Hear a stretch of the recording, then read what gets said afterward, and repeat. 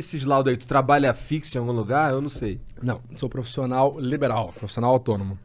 É? Basicamente, geralmente, né? Aliás, até agora, até o momento, só partes privadas. Então, eu só sou contratado de forma privada em casos judiciais.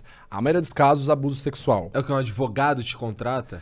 Ou o próprio cliente. Sim, mas geralmente a triagem é toda com o advogado, né? Quem faz todo o contato comigo é o advogado ou a advogada do caso, né? Mas a maioria dos casos, tudo abuso sexual e a maioria abuso sexual infantil. Caralho. Então seu trabalho é pesadíssimo, né, cara? Cara, assim, isso é um negócio que eu não falo, porque nunca é perguntado também, mas, cara, você tem que ter um treinamento mental muito complicado, porque, assim, tenta pensar o seguinte, vou dar só um contexto. Eu, obviamente, não posso falar nada dos casos, pelo segredo, pela ética profissional, e porque a maioria deles, se não todos estão em segredo de justiça ainda, nenhum caso ainda deu jurisprudência. Tu já faz isso há muito tempo? 2017. Então, imagina assim, cara, um dos casos que eu trabalhei ano passado, ele chegou a ser televisionado, eu não posso falar qual caso foi, Tá. só posso dizer que é abuso sexual infantil praticado ali por um dos parentais, ok? Isso eu posso falar sem me complicar.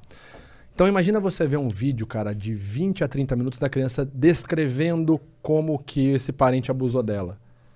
E aí você tem que ver mais vídeos dessa criança entrando em contato com esse parente em festas de família e você vê a criança reagindo, a criança vomitando quando ela vê esse parente. Tá, tipo... E você tem que ficar ali, cara, porque, tipo assim, não interessa o meu juízo de valor. Além de eu estar fazendo essa análise, eu ainda posso estar errado, cara. Eu tenho que pensar isso. Porque a justiça brasileira, ela é assim. Quem tem que provar alguma coisa é quem acusou. A pessoa que foi acusada, ela é inocente, até que se prove o contrário, ok? Inclusive, eu falei isso numa entrevista do TV Fama quando foi sobre o caso Prior. Eu falei, o Prior é inocente, até que se prova o contrário. Acabou minha participação, a apresentadora falou, então. Como vocês viram, o perito falou que ele mentiu. Foda, né, cara? Foda. Só um negócio veio na cabeça aqui agora. Aí eu termino de falar aqui, o Igor vira, então, vocês viram que ele disse aqui que mentiu mesmo, na cara dura. Mas é complicado, cara, você passar 30 minutos vendo uma criança descrever um abuso e, tipo, você ter que sair pra ir viver o seu dia e tal. É uma experiência complicada, cara. Com todo respeito, não queria ter o seu trabalho, não. Não, cara, muitas vezes não é interessante, cara. Não é interessante. Mas assim, o que eu me prendo muito, porque ano passado a gente realizou uma pesquisa que inclusive saiu esse ano, está sendo feito o FABS, que é o primeiro sistema facial apenas voltado para crianças. É uma pesquisa pela Juliana Negrão, pesquisadora da Mackenzie. Então eu participei dessa pesquisa ano passado. Então a gente está fazendo trabalhos interessantes na área da pedagogia para realmente ajudar as crianças. Então você tem um filho, e aí seu filho chega da escola e tal, às vezes você tá lá, rotina, você tá mexendo no celular e tal, parará. Aí chegou seu filho, você, e aí, como é que foi? Ah, foi bom. E você nem tirou o olho do celular, você tá lá, legal, vai tomar banho, vai jantar, tua mãe tá lá. Cara, nisso, a criança te entregou e você não percebeu. Entendi. Então, assim, a gente tá montando uma pesquisa interessante. Então, isso me alivia mais. Só que, cara, o que eu percebo muito falando, assim, de abuso sexual infantil é que é como se fosse uma iguaria, sabe? Cara, é nojento, cara. Caralho, assim, cara. é nojento. Eu não posso falar muito, até por questão de segurança minha, de caso que eu já trabalhei, mas, cara, é nojento. Se eu te falar, por exemplo, situações onde tem, tipo, festas de swing, que a galera famílias levam as crianças. Mano, é Caralho. nojento. É nojento. É nojento. Cara, que bizarro, isso existe? No What Brasil. the fuck, Aqui no Brasil. meu? E não é um caso só, E eu isolado. digo que eu não queria ter esse emprego porque eu sei que é difícil, mas eu sei que ele é muito importante que exista Eu e espero, que eu espero ajuda. tá fazendo algo de bom com também. certeza, e que ajuda muitas pessoas, eu não duvido disso. Só que deve realmente ser, tipo, eu pessoalmente não sei se eu teria estômago, tá ligado? Deve ser algo realmente complicado. Eu lido com a internet, já fico maluco, imagina ter que lidar com essa porra. Cara, é o que eu falo. Quando você lida com as situações doentias, cara, você vê outras coisas e fala, mano, releva, isso é de boa. Cara, é complicado. Assim, eu tô trabalhando num outro projeto paralelo, que eu espero poder falar sobre ele logo em breve, né? Que é uma série, não posso falar muita coisa, mas é uma série que eu espero que dê certo esse projeto. A gente tá nas tratativas aí.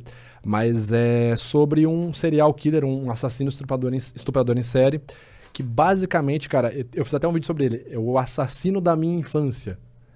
Porque esse cara, na região que eu moro ali no interior de São Paulo, ele estuprou e matou de forma brutal. E quando eu falo brutal, para vocês terem uma noção, as crianças que se comportavam durante o estupro, crianças de 5 a 10 anos de idade, esse era o perfil dele, as crianças se comportavam bem, não gritavam como ele falava, ele apenas estrangulava. Essa era a forma de promover, de premiar elas. As que gritavam, choravam, tentavam escapar, ele matava no soco, geralmente primeiro esmagando a mandíbula delas. Então, assim, o cara pesado mais de 100 quilos. Então, primeiro ele esmagava a mandíbula de uma criança de 5 anos, ela ia ficar chorando, sentindo dor, enquanto ele praticava a violência sexual, e depois ele matava no soco que sobrava da criança. Caralho! E esse cara morou a 2 quadras da minha casa, quando eu tinha 5 anos de idade, na época que ele tava na ativa nos crimes. Caralho! Esse é um caso muito cabuloso, cara. E eu creio, assim, memória falsa é uma realidade, mas eu tenho a forte memória de ver ele passando na frente de casa, porque ele ficou conhecido na minha cidade como o assassino da bicicleta. Porque ele era, cara, ele era alcoólatra, então ele passava fazendo reparos em porta de bar, fazia serviço de engraxate, e sempre com uma bicicletinha vermelha. Então, eu tenho essa imagem de eu estar jogando bola na garagem de casa e, tipo, ver um senhor fortão, assim, gordão, passando com uma bicicleta vermelha. Então, tipo... Caralho. Esse negócio é muito louco, cara. Eu não acredito nessas coisas de energia, espírito, destino. Mas é muito cabuloso esse caso dessa pessoa ter acontecido super perto da minha casa, assim, vamos dizer, na época que o cara tava na ativa, e hoje eu trabalhar com abuso sexual infantil, com análise de abuso sexual infantil. Caralho, realmente é bizarríssimo. Esse cara já era. Imagina. Ele morreu em 2013. Diz na notícia que ele teve um infarto, né? Não sei se realmente foi verdade. Entendi. Mas Espero que não. Espero que tenha morrido de uma forma muito Tomara que tenham quebrado o mais maxilar dolorosa. dele. Cara, tem uma notícia, você que gosta desse tipo de coisa, Monark, o nome dele, se vocês quiserem pesquisar, o pessoal que tá vendo, tem um vídeo no meu canal, é Laerte Patrocínio Orpinelli, ficou conhecido como Monstro de Rio Claro na época, década de 90. Ele matou dos anos 80 até 1999, a última morte dele. Caralho. Ele, falando do Monark que falou, pô, eu acho da hora a filosofia do Texas e tal, quando ele foi preso, e ele começou a confissão, ele começou a levar a polícia até os locais para desenterrar as ossadas, né?